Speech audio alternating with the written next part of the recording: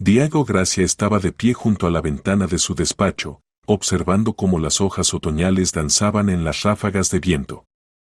Habían pasado ya 3 meses desde aquel día terrible en que su mundo se derrumbó. 3 meses desde el funeral de Alba, su esposa, una brillante científica genetista, la mujer que había sido el sentido de su existencia. La casa de 500 metros cuadrados ahora parecía un mausoleo. Cada rincón le recordaba a ella, sus orquídeas favoritas en el alféizar del salón, la pila de revistas científicas sobre la mesa antigua, su ropa, que aún colgaba en el armario del dormitorio. Diego, a pesar de su patrimonio de 100 millones de euros, se sentía pobre sin ella. Alba se había suicidado, arrojándose desde el 12º piso del edificio del Instituto de Ingeniería Genética. La versión oficial era cruel en su simplicidad, depresión tras 3 embarazos fallidos, que terminaron con la pérdida de los bebés en etapas avanzadas. El investigador cerró el caso rápidamente, demasiado rápido, pensaba ahora Diego. La carta de despedida, enviada desde su correo electrónico, lo explicaba todo: no veo sentido en seguir viviendo. Perdónenme, pero algo no le daba paz. Alba nunca había sido una mujer débil. Incluso después de cada pérdida de un hijo, encontraba fuerzas para volver al trabajo, a sus investigaciones en el campo de la ingeniería genética. Decía que sus desarrollos se convertirían en un legado que ayudaría a miles de familias a evitar enfermedades hereditarias. El timbre del portero automático interrumpió sus sombríos pensamientos. En el umbral estaba una joven de unos 25 años, con el vientre notablemente redondeado bajo un abrigo gastado. Su cabello oscuro estaba descuidadamente recogido en una coleta, y sus ojos castaños miraban con esperanza y desesperación a la vez. «Buenos días», dijo, tartamudeando ligeramente por los nervios. «Soy Delia. Delia Santa Clara. Vi el anuncio en la agencia de una amiga sobre la búsqueda de empleada doméstica. Necesito mucho este trabajo». Diego estudió su rostro. Había algo sincero en él, que le recordó a sí mismo en momentos de desesperación. Entendía lo que significaba necesitar ayuda, una oportunidad. «Pase», dijo, haciéndose a un lado. «Cuénteme sobre usted». Delia entró cautelosamente en el amplio vestíbulo, sus ojos se abrieron ante la magnificencia que veía: suelo de mármol, lámpara de cristal, muebles antiguos. Pero rápidamente devolvió la mirada al dueño de la casa. «Tengo 25 años. Antes trabajaba como limpiadora en un centro de oficinas, pero cuando le dije a la dirección que estaba embarazada, me despidieron». El padre del niño se detuvo, se fue en cuanto se enteró de la noticia. «No tengo familia, no tengo dónde vivir. Alquilo una habitación en un piso compartido, pero pronto no tendré dinero ni para eso». Su voz temblaba, pero se mantenía digna. Diego veía en ella el reflejo de su propia soledad. Quizás ambos necesitaban compañía, aunque fuera en este formato. «¿De cuántos meses está embarazada?», preguntó con suavidad. «6 meses. Los médicos dicen que todo va bien. Puedo trabajar hasta el momento del parto, y después». Se calló, entendiendo que los planes podían cambiar. «Bien», dijo Diego después de una larga pausa. «Estoy dispuesto a contratarla. Las condiciones son las siguientes: jornada completa, limpieza de la casa, cocinar, lavar la ropa. Salario, 3.000 euros al mes. Más una habitación independiente aquí, en la casa, y comida». Los ojos de Delia se llenaron de lágrimas de gratitud. Era 3 veces más de lo que ganaba en su trabajo anterior. «Gracias», susurró. «No le fallaré». «¿Cuándo puedo empezar?» «Mañana por la mañana. Le enseñaré la casa, le explicaré todas las obligaciones». Se quedó callado, mirando su vientre. «Y otra cosa, cuando llegue el momento del parto, todos los gastos corren de mi cuenta. En una buena clínica». Delia no podía creer en su suerte. Por primera vez en meses de desesperación, sintió que tenía futuro. A la mañana siguiente llegó con una pequeña maleta que contenía todas sus modestas pertenencias. Diego le enseñó la casa, el salón con chimenea, la cocina con electrodomésticos modernos, la biblioteca con estanterías hasta el techo, los dormitorios. Cuando se acercaron a la puerta del fondo del pasillo, se detuvo. Este era el dormitorio de mi esposa, dijo en voz baja. Todavía no estoy preparado. No estoy preparado para quitar sus cosas. Pero la habitación necesita mantenerse limpia. Delia asintió con comprensión. Veía el dolor en sus ojos, el mismo dolor que ella experimentaba al encontrarse abandonada y sola. Seré muy cuidadosa, prometió. Su habitación estaba en el segundo piso, junto a los dormitorios de invitados. Pequeña pero acogedora, con vista al jardín. Por primera vez en mucho tiempo, Delia tenía su propio espacio, un lugar donde podía sentirse segura. Los días transcurrieron en un ritmo pausado. Delia resultó ser trabajadora y atenta. Cocinaba platos sencillos pero sabrosos, mantenía una limpieza perfecta en la casa, lavaba y planchaba con meticulosidad. Diego apenas notaba su presencia, se movía por la casa como una sombra, apareciendo solo cuando era necesario. Pero a veces se sorprendía escuchando el sonido de sus pasos arriba, el canto suave cuando trabajaba en el jardín. Después de meses de silencio absoluto, estos sonidos de vida traían un extraño consuelo. Delia también observaba a su empleador. Era un hombre atractivo de unos 40 años, con rasgos nobles y ojos grises penetrantes. Pero en esos ojos se había instalado una tristeza tal que el corazón se encogía. Veía cómo se sentaba durante horas en el despacho, mirando a un punto fijo, cómo evitaba la habitación de su esposa, cómo se estremecía al escuchar su nombre por televisión en las noticias sobre avances en genética. Gradualmente se estableció entre ellos una relación de respeto mutuo y comprensión. Él siempre le agradecía la comida preparada, preguntaba por su bienestar, se preocupaba por si no le resultaba pesado realizar el trabajo en su estado. Y ella trataba de adivinar sus necesidades, no molestar con preguntas innecesarias, crear en la casa una atmósfera de paz. Pero esa paz era engañosa. Diego no podía olvidar la última conversación con Alba. Estaba agitada, hablaba de algún avance en las investigaciones, de que su trabajo cambiaría el mundo. Y al día siguiente ya no estaba.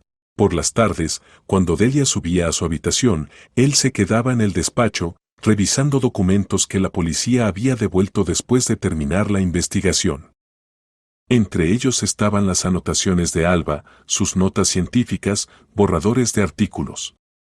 Pero él sabía que esto era solo parte de su trabajo. Los desarrollos principales los guardaba en casa, en su despacho. Este es nuestro legado, decía ella. Algún día este trabajo salvará a miles de niños de enfermedades genéticas. Es lo que quedará después de nosotros. Ahora este legado era todo lo que le quedaba de ella. Y haría todo para que su trabajo no cayera en el olvido. Habían pasado 2 semanas desde que Delia se instaló en casa de Diego. Ya se había acostumbrado a la rutina y ya no se sentía extraña en esas paredes espaciosas. El embarazo transcurría bien, el bebé se movía activamente, recordándole su presencia en los momentos más inesperados, y el médico en la última revisión dijo que todo iba según lo previsto. El martes por la mañana Delia decidió hacer una limpieza general en el dormitorio de la difunta Alba. Diego había salido a la ciudad por asuntos y no volvería hasta la tarde. Era un momento apropiado para un trabajo minucioso en la habitación que requería atención especial. El dormitorio impresionaba por su elegancia, cama con cabecero tallado de madera oscura, tocador con espejo en marco de plata, armario de madera de cerezo. En las paredes colgaban fotografías, Alba con su marido en la orilla del mar, en una conferencia científica, en el laboratorio. En todas las fotos se veía feliz, una mujer apasionada por la vida. Delia limpiaba cuidadosamente las superficies, tratando de no alterar la disposición de los objetos personales. En el tocador había frascos de perfumes caros, joyas en una cajita de terciopelo, revistas científicas. Junto a la cama, una pila de libros de genética con marcadores entre las páginas. Cuando se acercó al escritorio junto a la ventana, notó que el cajón superior estaba entreabierto. Dentro había bolígrafos, clips, cuadernos. Delia limpió cuidadosamente el cajón por dentro y entonces algo extraño llamó su atención.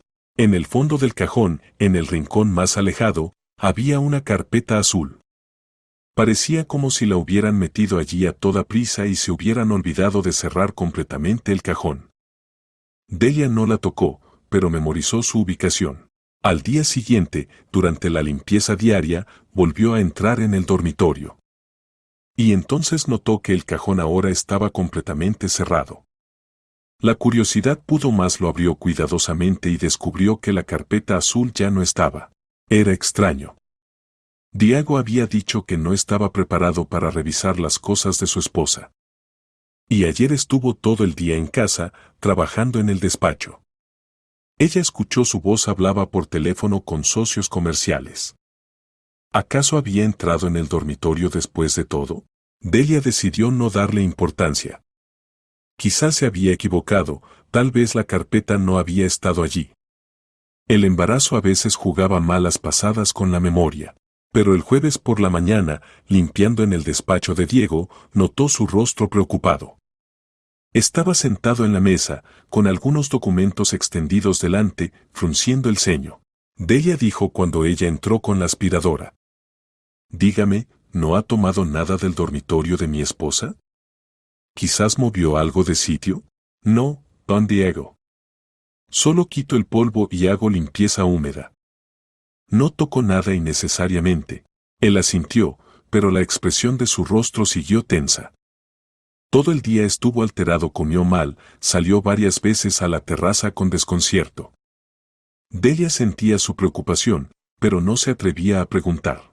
El viernes por la noche, cuando ella sirvió la cena, Diego de repente dejó el tenedor y la miró. Delia, me parece que algo ha desaparecido de casa. Más precisamente, del dormitorio de mi esposa.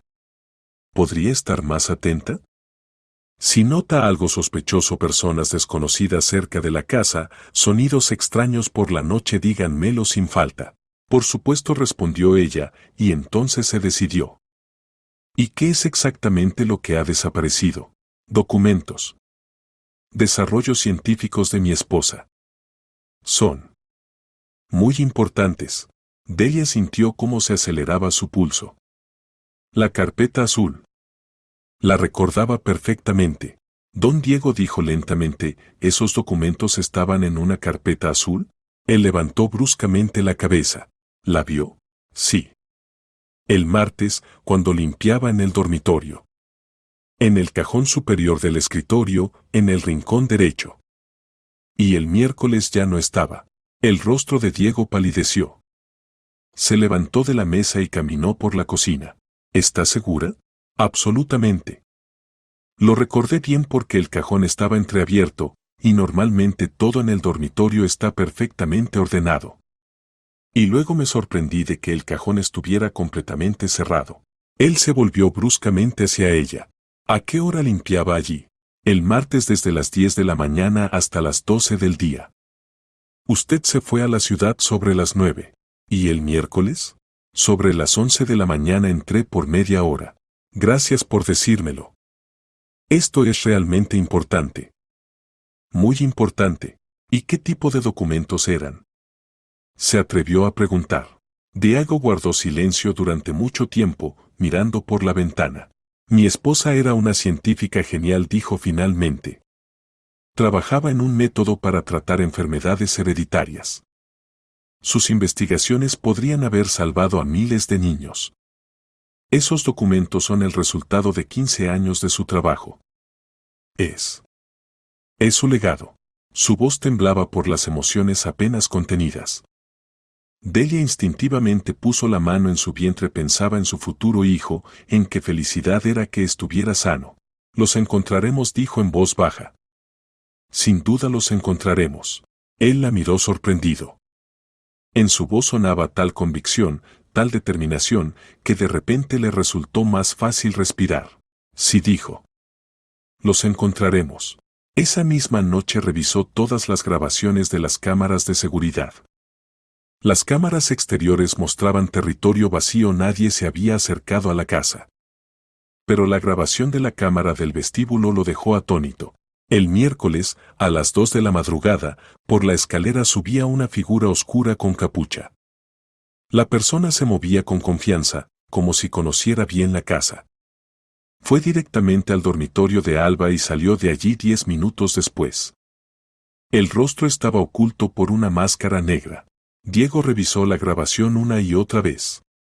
¿Cómo había entrado esta persona en la casa? Las cerraduras no habían sido forzadas. Significaba que tenía llaves. Y eso significaba solo una cosa: el criminal conocía a Alba personalmente.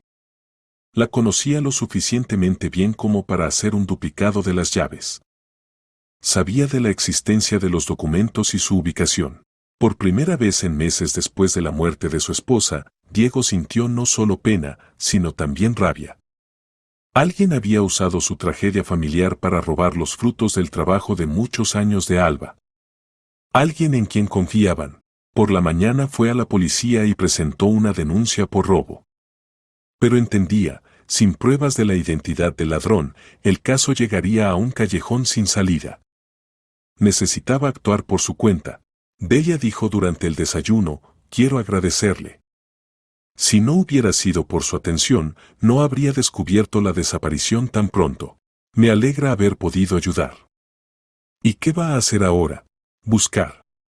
Esos documentos no son solo trabajo científico. Son el legado de mi esposa, su sueño de ayudar a la gente.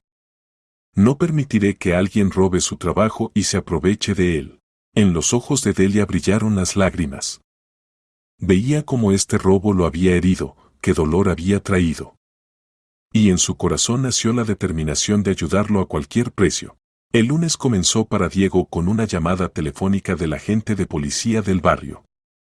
El policía fue lacónico y no muy alentador. Las grabaciones de las cámaras de videovigilancia habían sido estudiadas, pero era imposible identificar a la persona enmascarada. Había demasiadas huellas dactilares en la casa y no se sabía cuáles pertenecían al criminal.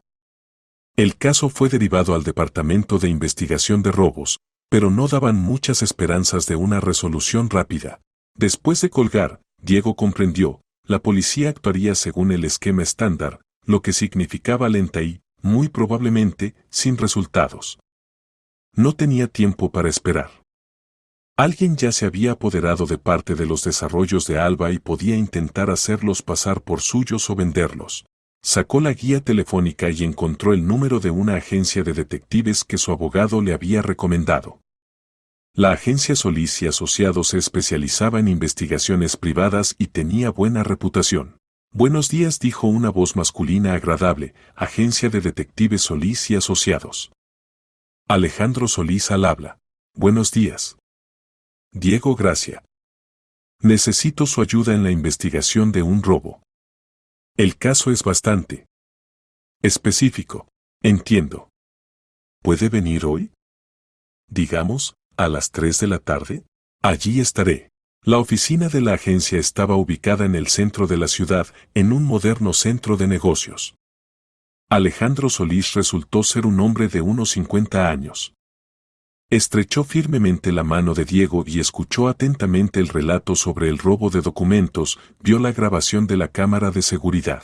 Caso interesante, dijo el detective, reclinándose en su sillón. El criminal actuó profesionalmente. Sabía dónde estaban los documentos, cómo entrar en la casa sin ser visto. Tenía llaves y se orientaba perfectamente en la distribución de la casa. Precisamente eso me preocupa. Es alguien del entorno cercano de mi esposa. Cuénteme sobre ella con más detalle. ¿Dónde trabajaba? ¿Con quién se relacionaba? ¿Quién conocía sus investigaciones? Diego reflexionó. Alba trabajaba en el Instituto de Ingeniería Genética, en el Departamento de Enfermedades Hereditarias. Dirigía su propio laboratorio, tenía un equipo de 5 personas. A casa venían varios colegas, principalmente para cumpleaños o fiestas. Dígame los nombres. Sebastián Sotillo, su adjunto, trabajaron juntos más de 10 años. Elena Campos, investigadora junior. Miguel Rodrigo, técnico de laboratorio. También estaba el doctor Antonio Viñas, jefe del departamento, pero venía rara vez. El detective anotaba los nombres. ¿Y quién de ellos podía saber sobre los documentos domésticos de su esposa? Sebastián seguramente lo sabía.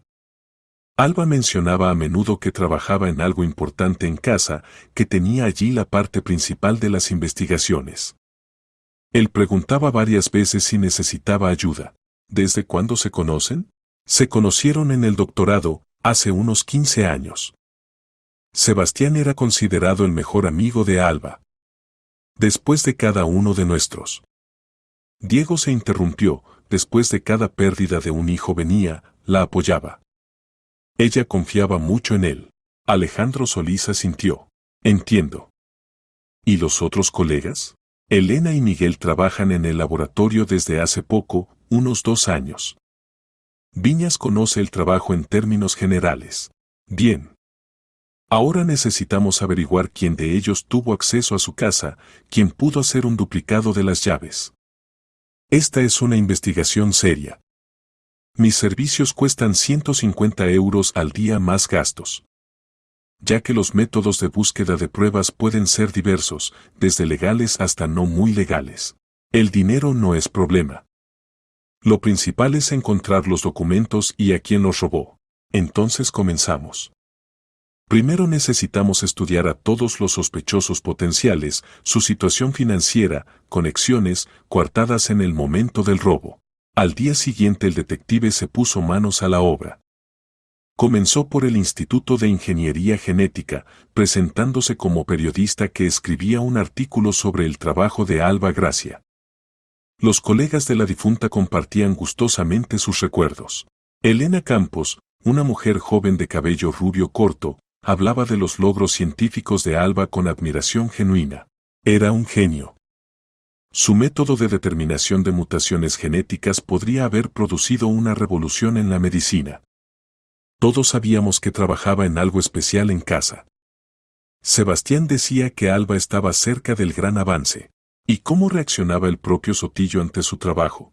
La apoyaba mucho. Es su mejor amigo, se conocen desde el instituto. Siempre ayudaba, consultaba con ella sobre sus proyectos. Miguel Rodrigo, técnico de laboratorio de mediana edad, fue más reservado. Alba era una buena jefa. Estricta, pero justa.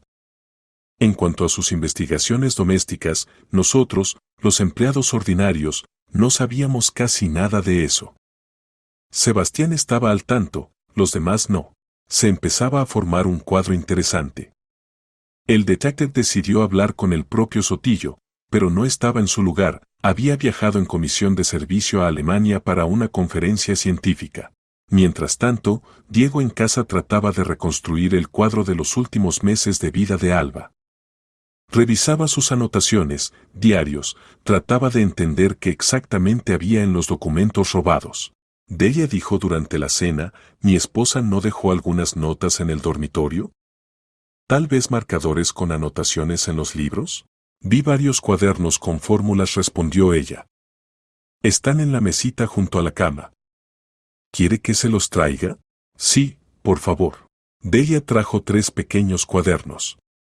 Diego abrió el primero y vio la letra familiar de su esposa, pequeña, cuidadosa. Las páginas estaban llenas de fórmulas, esquemas, tablas. La mayoría de las anotaciones le resultaban incomprensibles, pero una frase llamó su atención, S. Sospecha. Hay que ser más cuidadosa. Trasladar los datos principales a casa. S. Es Sebastián, susurró Diego. ¿Qué? Delia levantó la cabeza de su plato. Mi esposa escribía sobre alguien llamado S. Decía que sospechaba algo. Pasó varias páginas más y encontró otra anotación, S. Se interesa demasiado por mis investigaciones domésticas. Ayer preguntó si podía ver los borradores. Le dije que no estaban listos. Presiento algo malo. El corazón de Diego comenzó a latir más rápido. Alba sospechaba de Sebastián en algo malo ya en vida. Significaba que su amistad no era tan idílica como parecía. Delia, llame al detective Solís. Dígale que tengo información importante. En una hora Alejandro Solís estaba sentado en el despacho de Diego, estudiando los cuadernos de Alba. Esto cambia el caso, dijo. Su esposa no confiaba en Sotillo en los últimos tiempos. Y ahora él es el único que sabía sobre los documentos domésticos. Demasiadas coincidencias. ¿Qué propone hacer? Necesitamos verificar su coartada para el día del robo.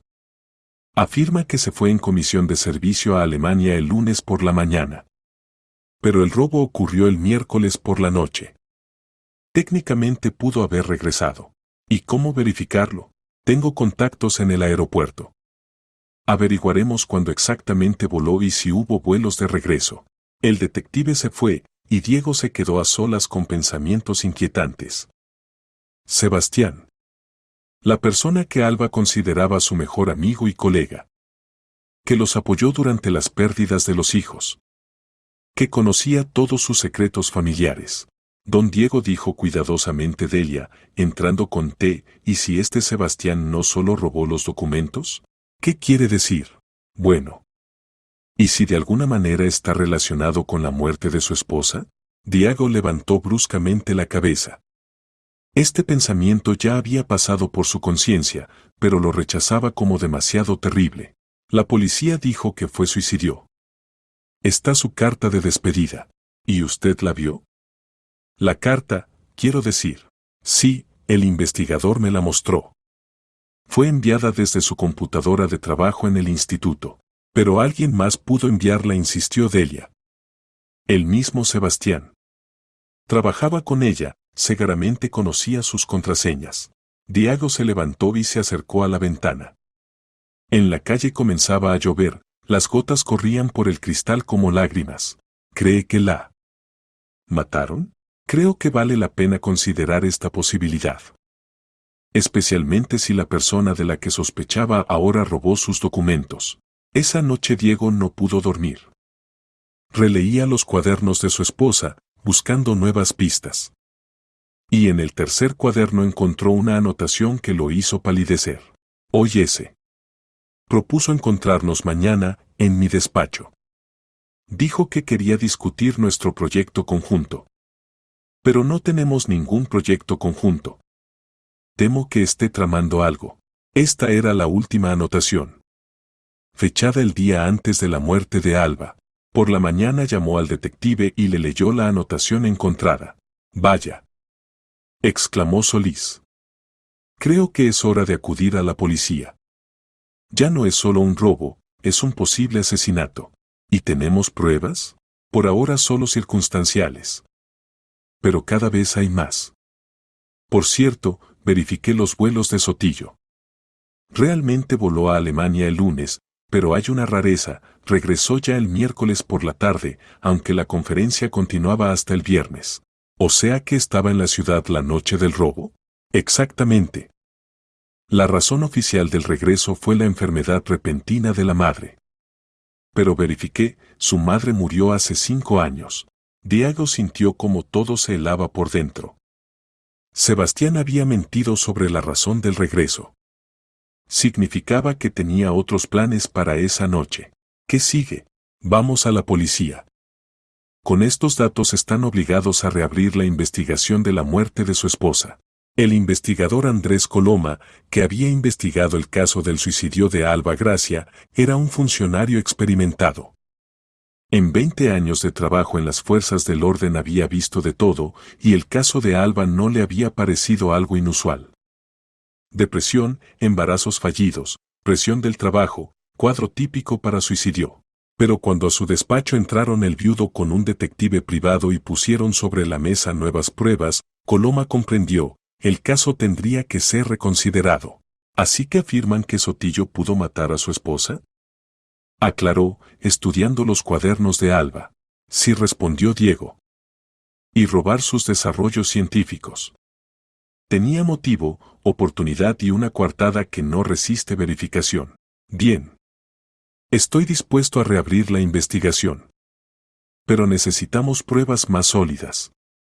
Por ahora solo tenemos sospechas. El detective Solís se inclinó hacia adelante. ¿Y si encontramos testigos?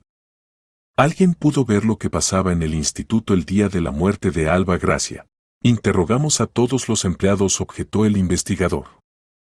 Nadie notó nada sospechoso. Todos los empleados en ese momento estaban en una reunión en el salón de actos del piso de arriba.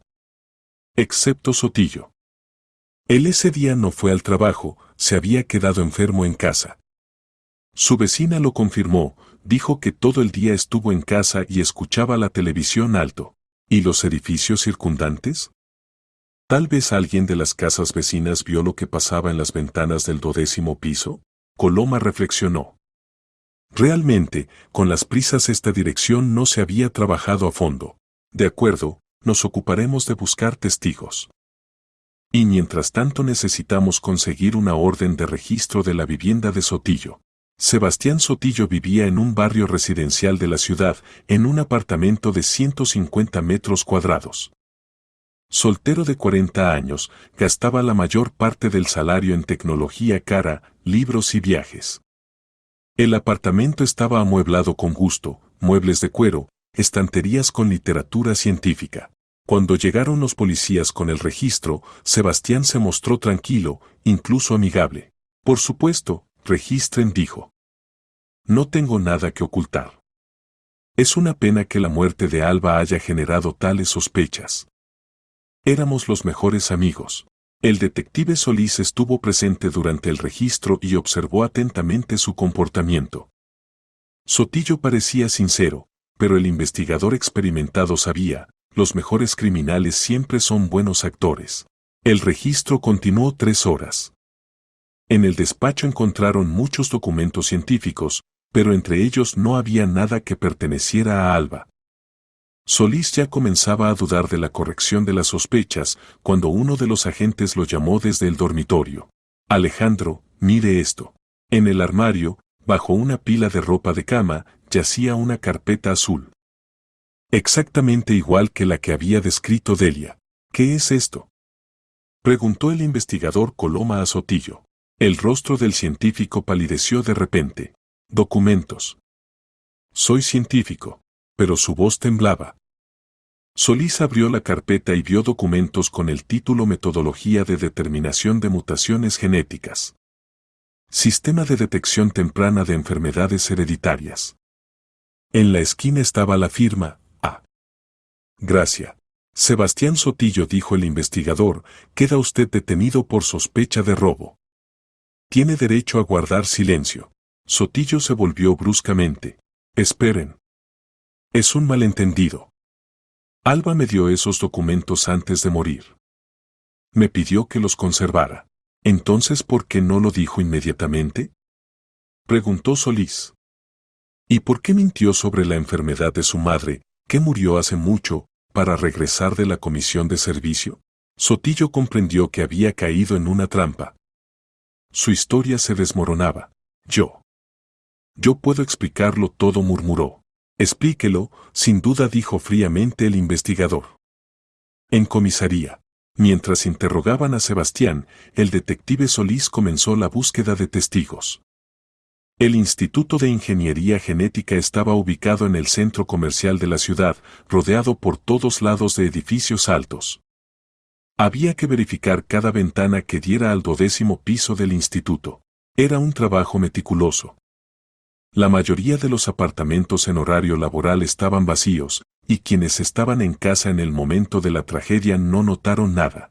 Pero en la casa de enfrente, en el 17º piso, el detective tuvo suerte. El apartamento resultó ser de alquiler, y la dueña dio el teléfono de las personas que lo alquilaban ese día. Sí, estuvimos allí, dijo una chica llamada Irene cuando Solís la llamó. Pero no podemos ser testigos. ¿Por qué? Es complicado. No queremos aparecer en público. Solís comprendió, la chica tenía una aventura con un hombre casado, y se encontraban en el apartamento alquilado. Historia usual, pero en este caso podía convertirse en la clave para resolver el crimen. Irene dijo suavemente, entiendo su situación. Pero se trata de un asesinato. Una mujer murió, y el asesino puede quedar en libertad. ¿De verdad sus problemas personales son más importantes que la justicia? Larga pausa. Luego la chica preguntó en voz baja, ¿nuestros nombres necesariamente se harán públicos? Trataremos de reducir la publicidad al mínimo. Pero si el caso llega a juicio, pueden llamarlos como testigos. Otra pausa. De acuerdo, dijo Irene finalmente. Nos encontraremos mañana. Pero primero debo hablar con mi hombre. Al día siguiente Solís se encontró con la pareja en un café del centro de la ciudad. Irene resultó ser una mujer de unos 30 años, hermosa y elegante. Su acompañante, Valerio, era mayor, de unos 45 años, con anillo de casado en el dedo.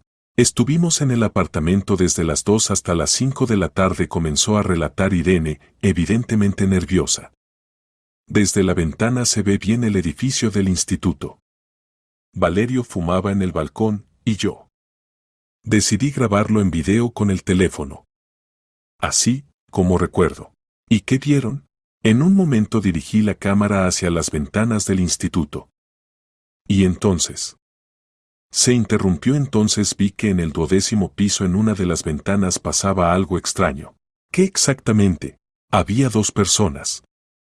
Un hombre y una mujer. Hablaban de algo, luego el hombre agarró a la mujer por las manos. Y después. La voz de la chica temblaba, después la empujó hacia la ventana. Solís sintió cómo se aceleraba el pulso. ¿Vieron el rostro del hombre?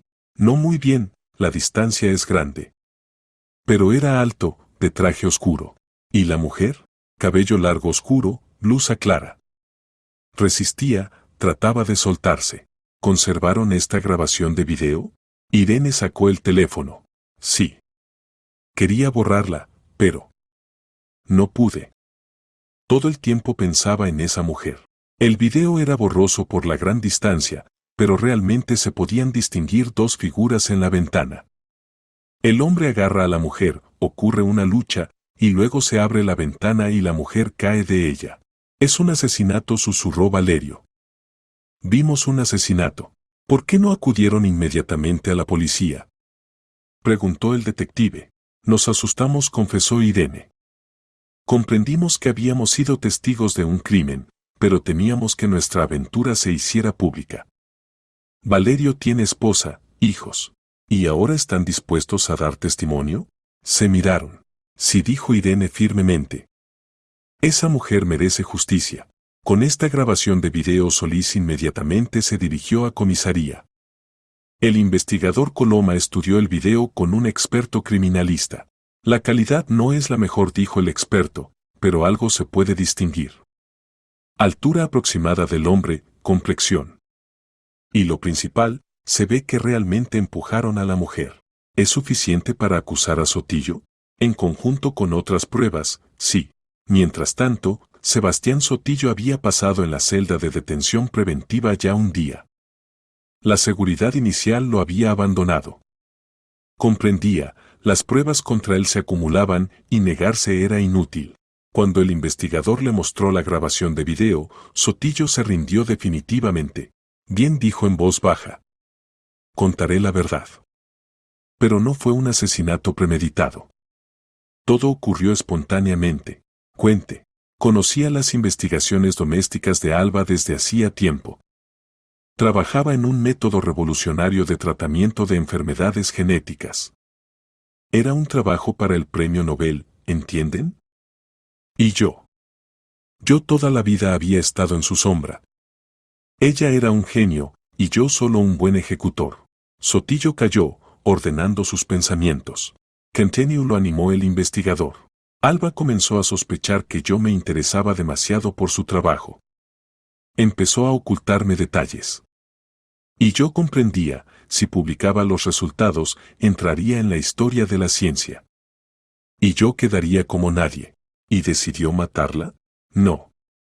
Exclamó Sotillo. Solo quería hablar con ella, convencerla de compartir la autoría. Ese día le pedí que nos encontráramos y habláramos a solas, le dije que teníamos una conversación importante. ¿Y después? Fijé la hora, vine, le propuse convertirse en coautores en la publicación de los resultados. Le dije que mi ayuda en las investigaciones había sido significativa. Pero ella se negó. Dijo que era su trabajo personal, su legado.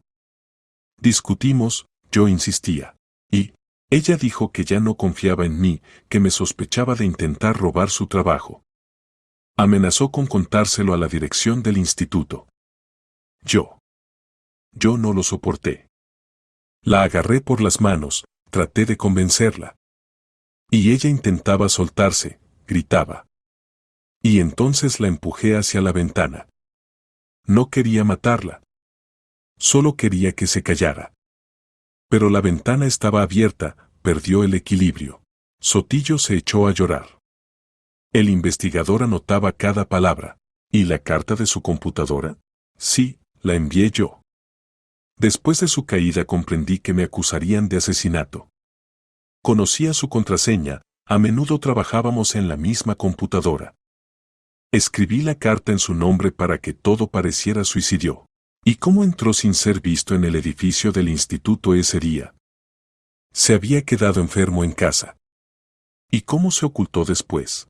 A través del sótano del edificio vecino. Allí hay un corredor que conecta. No entré por la entrada principal. Todos los empleados del instituto en ese momento estaban en una conferencia importante en el salón de actos, un piso más arriba del despacho de Alba. Quería hablar con ella a solas, para que nadie nos oyera ni viera. Debía ser una conversación decisiva, franca y confidencial. ¿Y los documentos de la casa? Los tomé de su casa. Sabía dónde los guardaba Alba, muchas veces la había oído hablar de ellos. Hice copias de las llaves aún cuando ella vivía, cuando dejaba el bolso en el laboratorio. La confesión fue completa. Sebastián Sotillo era acusado de asesinato, robo y falsificación de documentos. Trataba de presentar todo como un accidente desafortunado, pero los hechos de preparación minuciosa para el crimen estaban a la vista. La noticia del arresto de Sebastián Sotillo por acusación de asesinato de Alba Gracia se extendió por la comunidad científica como fuego forestal. En el Instituto de Ingeniería Genética reinaba el shock. Los colegas no podían creer que la persona que conocían desde hacía 15 años resultara ser un asesino. Diego recibió una llamada del investigador Coloma temprano por la mañana del jueves. Sotillo ha dado testimonio completo. Confesó el asesinato de su esposa y el robo de documentos. El caso será enviado a juicio en un mes. Después de colgar, Diego sintió un extraño vacío. Había buscado tanto tiempo la verdad, había querido tanto la justicia, y ahora que se había hecho, solo sentía cansancio. Alba no volvería. Su asesino fue encontrado, pero el dolor de la pérdida no desaparecía a ninguna parte.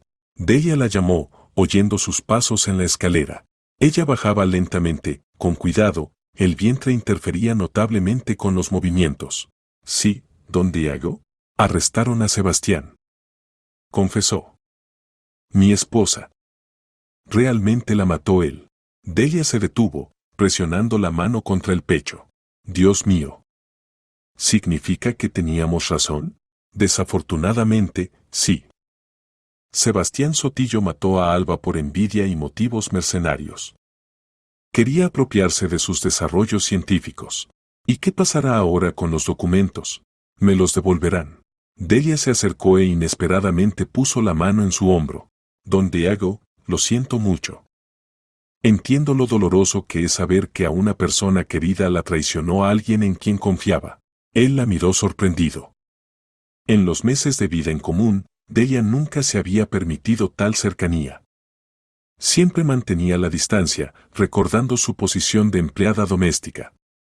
Pero ahora en sus ojos veía compasión sincera, comprensión. Gracias, dijo en voz baja. Si no hubiera sido por usted, si no hubiera sido por su atención, la verdad habría permanecido oculta. Solo hacía mi trabajo. No, fue más que trabajo.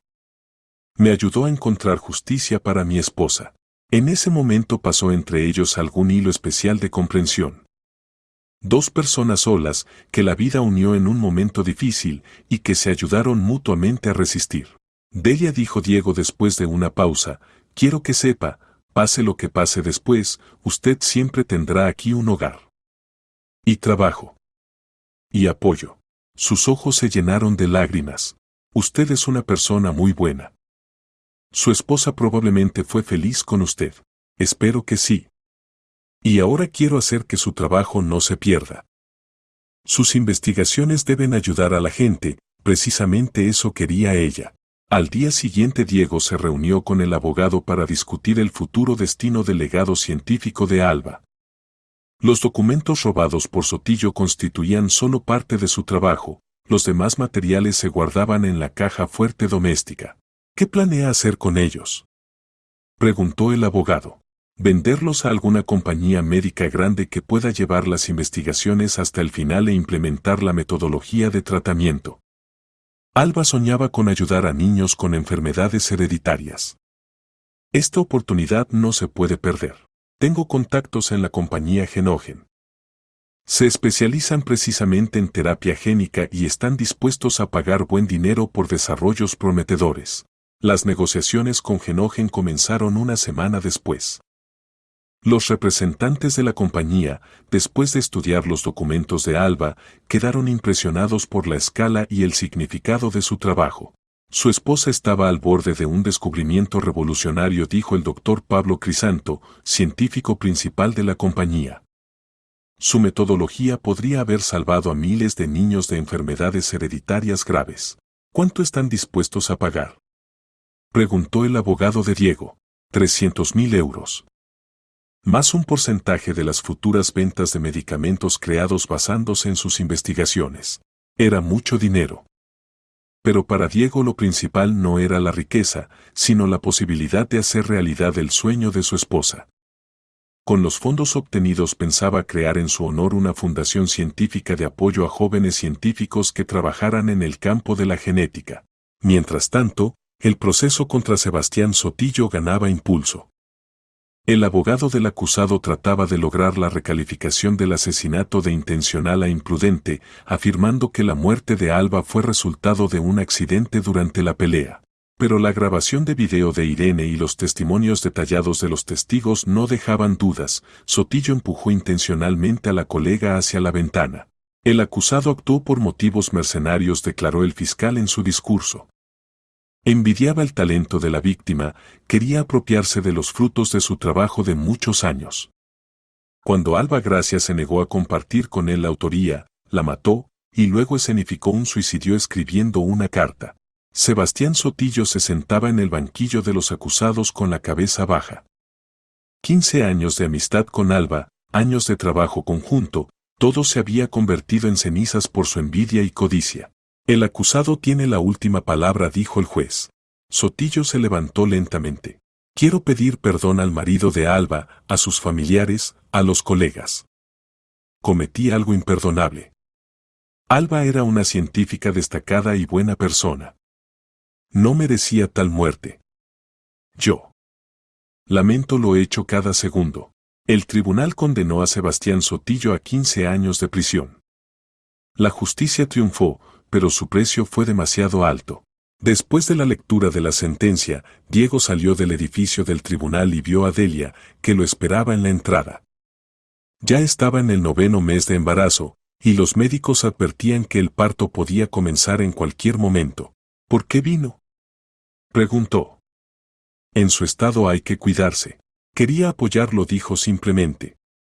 Comprendía que le sería difícil. Regresaron a casa en silencio. Ambos tenían en el alma una extraña mezcla de alivio y tristeza.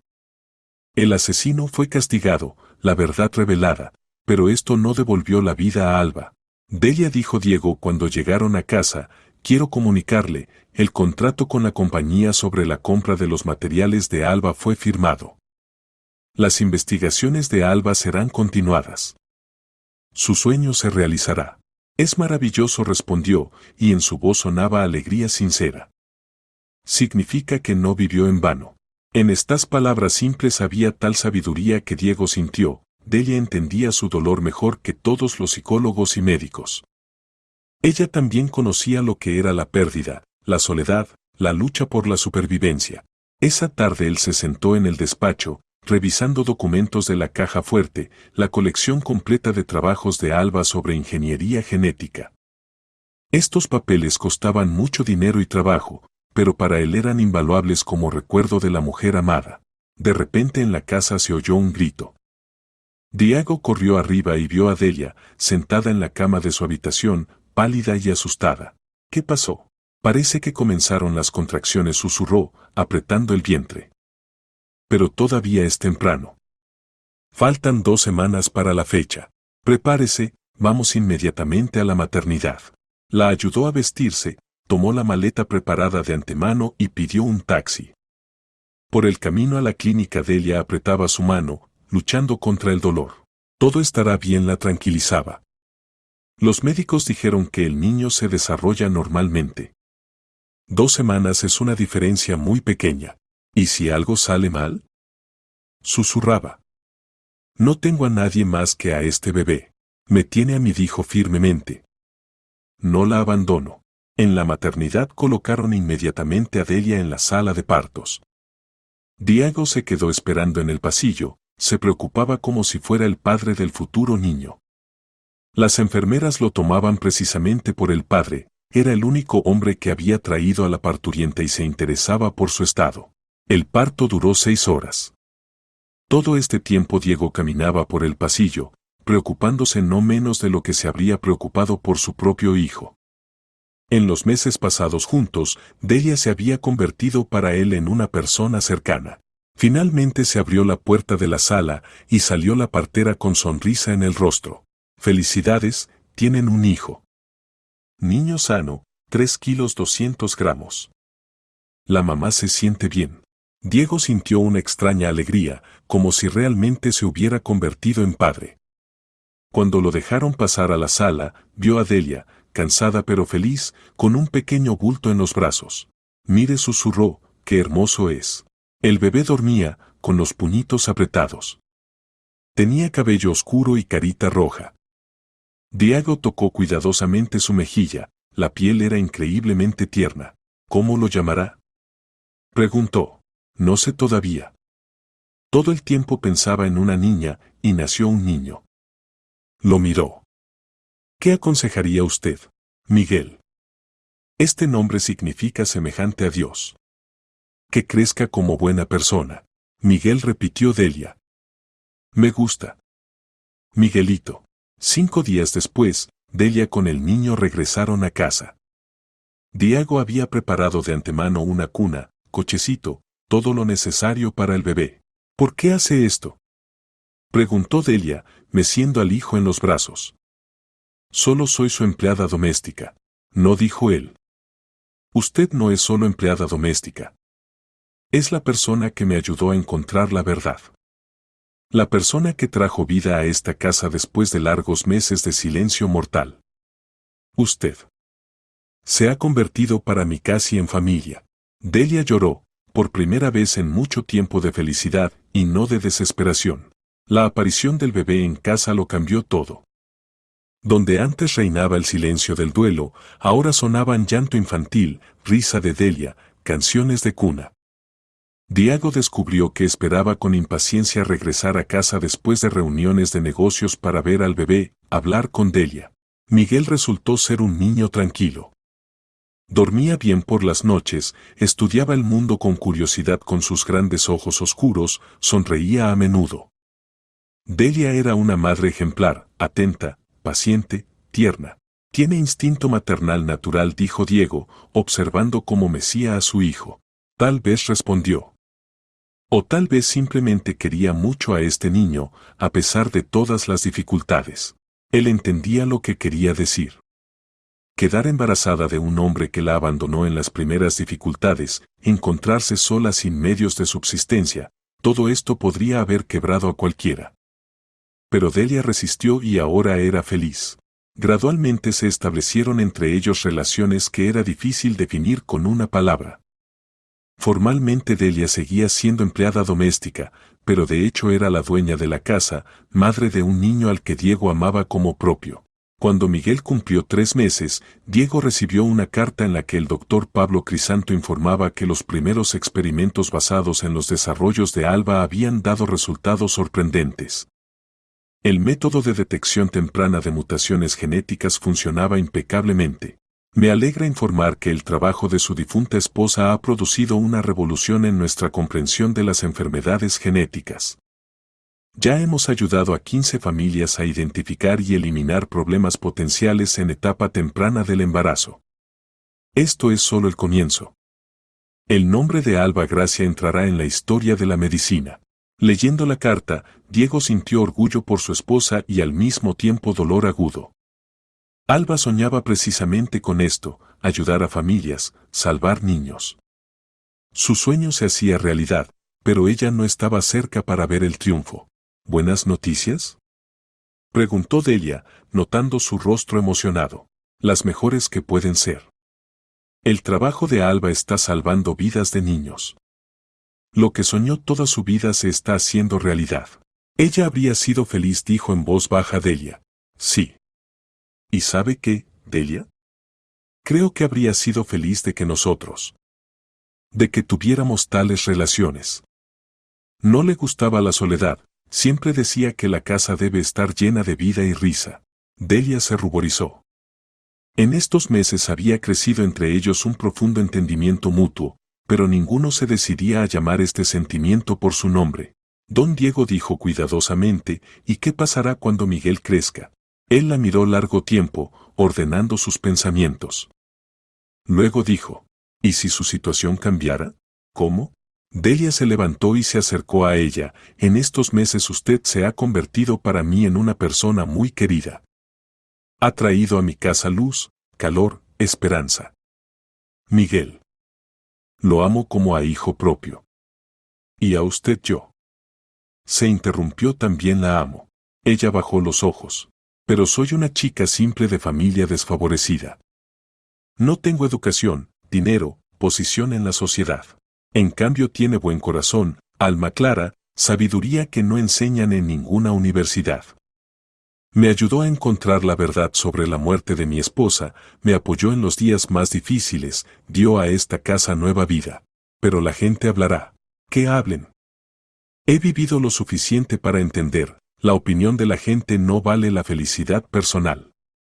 Delia, le propongo que se case conmigo. Convertirse en mi esposa y darle a Miguel mi nombre y patronímico. Ella lloró, de alegría, de lo inesperado, de los sentimientos que la llenaban. Yo también lo amo, confesó a través de las lágrimas. Mucho. Pero tenía miedo confesármelo a mí misma. Parecía incorrecto enamorarse de un hombre que había perdido a su esposa solo hace medio año. Alba habría entendido, dijo con seguridad. No habría querido que me quedara solo. ¿Y usted? Usted no la reemplaza en mi corazón. Tiene allí su lugar especial. Un mes después se casaron. Ceremonia modesta en el registro civil. Delia llevaba un vestido blanco simple, con Miguel en brazos, Diego un traje oscuro. Cuando intercambiaron anillos, el bebé se movió e hizo un sonido de satisfacción, como aprobando lo que ocurría. Ahora es usted Delia Gracia, dijo Diego, besando a su esposa. El mismo día formalizaron los documentos de adopción. Pronto Miguel oficialmente se convirtió en hijo de Diego, recibió su apellido y patronímico.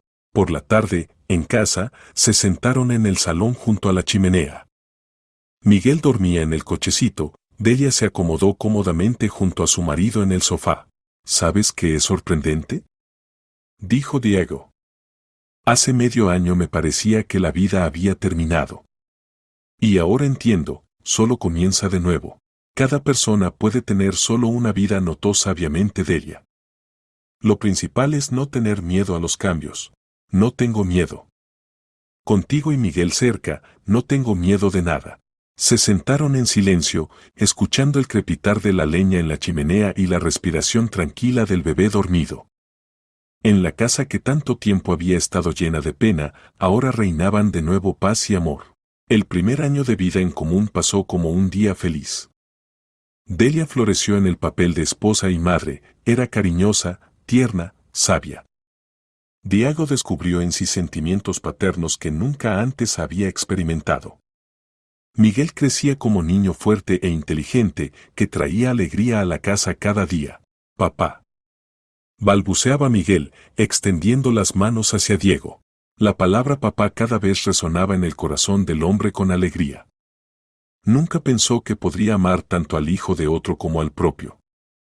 Pero Miguel hacía tiempo que había dejado de ser ajeno para él, se había convertido en hijo no solo por documentos, sino por llamada del corazón. Delia observaba sus relaciones con ternura. Diego era un padre excelente, paciente, amoroso, atento. Podía pasar horas jugando con el bebé, leerle cuentos, cargarlo en brazos por el jardín. ¿Alguna vez te has arrepentido de casarte con una mujer que tenía un hijo? Le preguntó una vez por la noche. Al contrario, respondió. Estoy agradecido al destino por haberlos traído a mi casa. Tú y Miguel me salvaron de la soledad y la desesperación. Y yo estoy agradecida de haber conocido a un hombre que aceptó a mi hijo como propio. Su amor era silencioso y profundo, nacido del respeto mutuo y la comprensión. Rara vez discutían, se apoyaban en todo, juntos criaban a Miguel. Cuando el niño cumplió 1 año, Diego recibió otra carta. Pablo Crisanto informaba que el método de Alba Gracia ya había ayudado a más de 300 familias en todo el mundo. Las pruebas clínicas mostraban excelentes resultados. ¿Te imaginas? Le dijo a Delia, gracias al trabajo de Alba ya nacieron cientos de niños sanos que podrían haber sufrido enfermedades genéticas. Es maravilloso. Significa que su trabajo vive y ayuda a la gente. En la casa aparecieron nuevas tradiciones. Cada primer domingo del mes iban toda la familia al cementerio, a la tumba de Alba. Diego le contaba a Alba cómo iban los asuntos con su legado científico, Delia traía flores, y Miguel, sin entender aún lo que pasaba, se quedaba quieto en brazos de su madre. Alba decía a Delia, dirigiéndose a la lápida, le prometo que cuidaré de su marido y haré todo para que sea feliz. Gracias por permitir que su trabajo siga salvando niños. Diego escuchaba estas palabras con un nudo en la garganta. Delia se relacionaba con la memoria de la primera esposa no como rival, sino como continuadora de sus objetivos, hacer el mundo mejor. Cuando Miguel cumplió 1 año y medio, Delia le comunicó a su marido una noticia alegre. Diego, estoy embarazada otra vez. Él la abrazó, la hizo girar por el salón. Es maravilloso. Miguel no será hijo único en la familia. ¿De verdad te alegras? Preguntó. ¿Estás preparado para tener otro hijo a tu edad? Delia, tengo 42 años, estoy lleno de fuerzas y energía. Y lo más importante, tengo una esposa amada que me dará otro hijo. Por supuesto que estoy preparado. El embarazo transcurrió fácilmente. Delia florecía, se volvía aún más hermosa.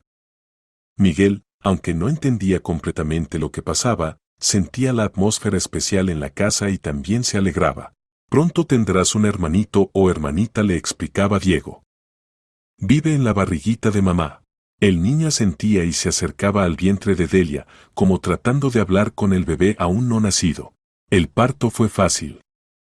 Nació una niña, diminuta, con cabello oscuro y esponjoso y ojos grises parecidos a los del padre. ¿Cómo la llamaremos? Preguntó Diego, sosteniendo a su hija en brazos. Alba, dijo Delia. Que su nombre siga viviendo en nuestra familia. Él se emocionó hasta lo más profundo. Delia propuso llamar a la hija en honor de Alba. Era un acto de una mujer verdaderamente magnánima. Alba Gracia pronunció solemnemente. Bienvenida a nuestro mundo, pequeña. Ahora en la casa había 2 niños. Miguel, que ya tenía 2 años y medio, con aire serio ayudaba a cuidar a la hermana, traía biberones, pañales, juguetes. Mamá, Alba está llorando, informaba cuando la bebé se despertaba. Gracias, Miguelito. Eres muy buen hermano mayor. Diego no cabía en sí de gozo viendo a su familia. En la casa que una vez parecía un mausoleo, ahora sonaban risas infantiles, canciones de cuna, el bullicio alegre. Era exactamente lo que soñaba Alba, una casa llena de vida, amor y alegría. Por las noches, cuando los niños se dormían, los esposos se sentaban en el salón y planeaban el futuro. Quiero que Miguel y Alba reciban buena educación, decía Diego. Tal vez ellos también se conviertan en científicos, como Alba. O tal vez elijan un camino completamente diferente, respondía Delia. Lo principal es que sean felices y traigan beneficio a la gente.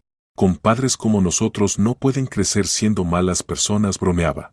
Tienen un padre maravilloso, decía seriamente. Bueno, inteligente, generoso. Estarán orgullosos de ti. Así pasaron otros 3 años. Miguel y Alba iban al jardín de infantes. La familia vivía en completa armonía, alegrándose de cada día. Para el 5º aniversario de la muerte de Alba, Diego decidió crear una fundación científica en su honor. El dinero obtenido de la venta de sus desarrollos quería gastarlo en apoyo a jóvenes científicos que trabajaran en el campo de la genética. Será el mejor recuerdo de ella, le dijo a Delia. Alba siempre apoyó a la juventud talentosa, creía que la ciencia debe desarrollarse. Excelente idea. ¿Y cómo llamarás a la fundación? Fundación Alba Gracia. Daremos becas a investigadores principiantes, pagaremos sus prácticas en el extranjero, publicaremos sus trabajos. La fundación fue registrada oficialmente. Diego participó personalmente en la selección de candidatos para recibir becas, estudió sus proyectos, se reunió con jóvenes científicos. Los primeros becarios de la fundación fueron 5 estudiantes de doctorado de diferentes ciudades del país. Sus investigaciones se relacionaban con enfermedades genéticas, métodos de tratamiento y prevención. Era una continuación directa del trabajo comenzado por Alba. Delia apoyaba a su marido en todas sus iniciativas. Entendía que el trabajo de la fundación era una forma de conservar la memoria de la primera esposa y no sentía ningún celo. Al contrario, se enorgullecía de que su marido fuera tan noble. Pasaron otros 2 años. Los hijos de Diego y Delia crecían inteligentes y buenos, alegrando a sus padres. La Fundación Alba Gracia prosperaba y ya había ayudado a 50 jóvenes científicos a comenzar su carrera. En uno de los días primaverales, Diego recibió una llamada de Estocolmo. Llamaba a un representante del Comité de Ingeniería Genética y Medicina. Señor Gracia, me alegra informarle que los trabajos de su difunta esposa están nominados para el premio del comité en el área de medicina. Sus investigaciones en el campo de la ingeniería genética son reconocidas como una contribución destacada a la ciencia. Diego no podía creer lo que oía. De tal premio Alba solo podía soñar. Pero ella murió hace 7 años. En casos excepcionales tal premio puede otorgarse póstumamente. Los trabajos de la señora Gracia han salvado ya más de 10.000 vidas infantiles en todo el mundo. Es un resultado sobresaliente. La ceremonia de premiación se celebró en diciembre. Diego voló a Estocolmo junto con Delia y los niños para participar en la sesión del comité. Alba Gracia dedicó su vida a la búsqueda de formas de proteger a los niños de enfermedades genéticas, dijo en su discurso ante representantes de la comunidad científica mundial. Sus investigaciones salvaron miles de vidas y siguen salvándolas cada día. Este premio le pertenece no solo a ella, sino a todos los científicos que continúan su causa. El salón aplaudió de pie. Delia se sentaba en primera fila con los niños, llorando de orgullo por su marido y la difunta Alba. Miguel miraba seriamente al escenario, mientras que la pequeña Alba dormía, sin entender nada de lo que pasaba. Después de la ceremonia se les acercaron muchos científicos de todo el mundo. Agradecían a Diego por no haber ocultado las investigaciones de su esposa, sino haberlas transmitido a manos de quienes pudieron llevar el asunto hasta el final. Su esposa era un genio, dijo un profesor de Japón. Gracias a su método en Tokio ya salvamos más de 1.000 niños.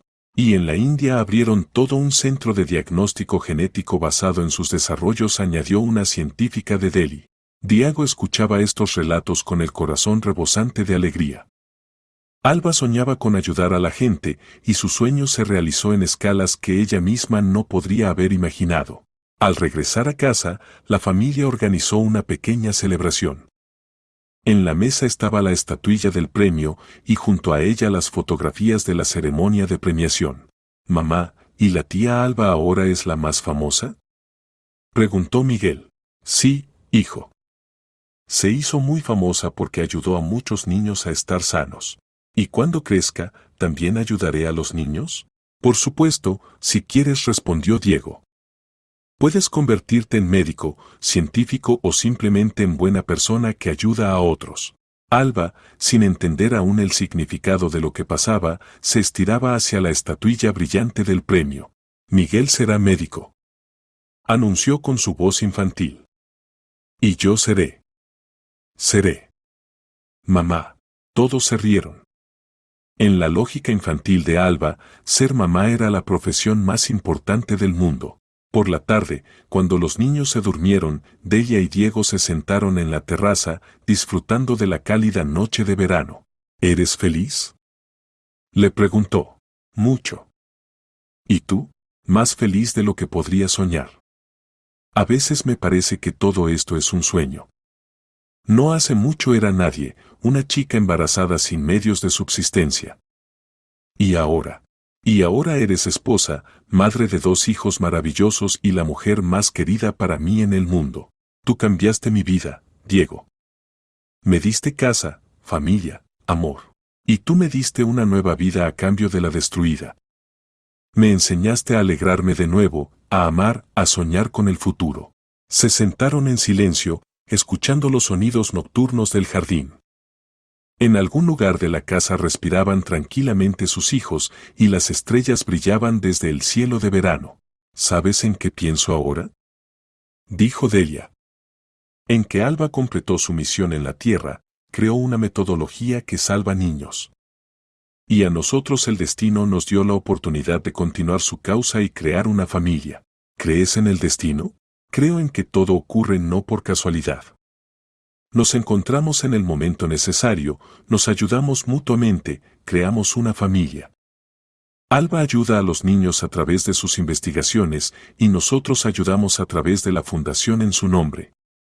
Todo está conectado. Diego tomó su mano. Palabras sabias. Tal vez tengas razón. Quizás el alma de Alba realmente nos unió para que fuéramos felices. Y para que su causa viviera y prosperara.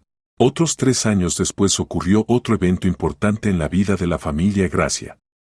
Miguel, que había cumplido 10 años, se interesó seriamente por la ciencia. Leía libros de biología, realizaba experimentos simples, soñaba con convertirse en científico como la tía Alba. «Papá, ¿puedo ir al laboratorio que lleva su nombre?», pidió. «Por supuesto, hijo. Me pondré de acuerdo con la dirección». La excursión al Instituto de Ingeniería Genética causó una impresión enorme en el niño. Contempló con entusiasmo microscopios, tubos de ensayo, aparatos complejos. El jefe del laboratorio, Dr. Viñas, le contó sobre el trabajo de Alba Gracia. «Tu tía Alba era una científica destacada», le dijo a Miguel. «Gracias a sus descubrimientos ahora podemos predecir y prevenir muchas enfermedades en niños incluso antes de su nacimiento. ¿Y yo podré trabajar así también? Si estudias bien y te conviertes en genetista, sin duda podrás». De camino a casa Miguel estuvo inusualmente serio. Papá dijo, «Quiero estudiar genética. Quiero ayudar a los niños, como la tía Alba». Entonces necesitas terminar excelentemente el colegio, ingresar a la universidad en la Facultad de Biología. Es un camino largo y difícil. ¿Y me ayudarán mamá y tú? Por supuesto que te ayudaré. Y mamá también te ayudará. Delia escuchaba su conversación con ternura. Su hijo había elegido un objetivo noble en la vida, continuar el trabajo de la mujer a quien nunca vio, pero a quien respetaba y veneraba. Alba ya había crecido y también se había decidido por su sueño. «Y yo seré médico para bebés. Los curaré para que no lloren». «Pediatra», corrigió el padre. «Sí, pediatra». Diego miraba a sus hijos con orgullo. Habían crecido como personas buenas, inteligentes, sensibles. Era el mejor legado que podían recibir. Esa noche, cuando los niños se acostaron, Delia y Diego se sentaron en el despacho. «Diego», dijo Delia, «quiero decirte algo importante. Estos años contigo han sido los más felices de mi vida. Me diste todo, amor, familia, hogar, confianza en el mañana. Y tú me diste una nueva vida cuando parecía que había terminado. ¿Recuerdas aquel día cuando te dije sobre los documentos desaparecidos? Por supuesto que lo recuerdo. Fue el momento decisivo. Entonces no podría ni pensar que nos convertiríamos en familia. Pero ahora entiendo, todo estaba predeterminado. Debía venir a esta casa, notar la desaparición, ayudar a encontrar al asesino. Y debíamos enamorarnos. ¿Sabes qué es sorprendente?», dijo Diego. «Con Alba tuve felicidad, pero diferente. Y contigo tengo felicidad madura, tranquila, basada en profunda comprensión y respeto. Y esto no es peor. Es simplemente diferente. Y estoy agradecido al destino por ambas felicidades. En el rincón del despacho hacían tic-tac silenciosamente un reloj antiguo, regalo de Alba para su 10º aniversario de boda. El tiempo pasaba, la vida cambiaba, pero el amor permanecía eterno, simplemente tomaba formas diferentes. Esa noche Diego no pudo dormir durante mucho tiempo. Pensaba en los extraños giros del destino, en cómo la tragedia se convirtió en felicidad, cómo la muerte dio origen a nueva vida. Una vez había perdido a su esposa amada, pero encontró nuevo amor. Alba no pudo convertirse en madre de sus hijos, pero su legado científico salvó a miles de otros niños. La vida escribía un argumento complejo, lleno de dramas y giros inesperados. Pero al final todo llegaba al equilibrio, a la justicia, al amor. Por la mañana Diego despertó por la risa infantil. Miguel y Alba jugaban en el jardín bajo la ventana y Delia preparaba el desayuno en la cocina. El sol brillaba en las ventanas, los pájaros cantaban en los manzanos florecidos. Se levantó, se vistió y bajó con su familia. Abrazó a su esposa, besó a los niños, se sentó a la mesa. ¿Qué planes para hoy?, preguntó Delia. Primero iremos al instituto, allí inauguran un nuevo laboratorio. ¿Y después? Y después regresaremos a casa y seguiremos viviendo. Amarnos, criar a los hijos, ayudar a la gente. Vivir una vida plena, rica, útil. Delia sonrió. Suena como un plan para toda la vida. Exactamente así. Un plan para toda la vida. Fuera de la ventana cantaban los pájaros, en el jardín florecían las rosas plantadas una vez por Alba. Los niños reían construyendo un castillo de arena. Y en la casa que una vez pareció un mausoleo reinaban el amor, la comprensión y la esperanza en un futuro hermoso. La historia que comenzó con tragedia y crimen terminó con el triunfo de la justicia y la bondad humana. El legado genético de Alba Gracia siguió salvando vidas infantiles en todo el mundo, y su legado espiritual el amor a las personas, el deseo de ayudar, la fe en la ciencia se transmitía a la nueva generación a través de su marido y su nueva familia. Y muchos años después de la muerte de Alba Gracia, en centros médicos de todo el mundo se utilizaban metodologías creadas basándose en sus investigaciones. Millones de niños nacieron sanos gracias al diagnóstico genético temprano desarrollado por la mujer genial. En su tumba siempre había flores frescas. Las traían Diego con Delia, sus hijos, nietos, colegas científicos, padres de niños salvados. Su legado resultó ser verdaderamente genial, no solo en el sentido científico, sino también humano. La bondad, el deseo de ayudar al prójimo, la fe en lo mejor se transmitían de generación en la familia Gracia, como el gen más valioso que determina el carácter del ser humano.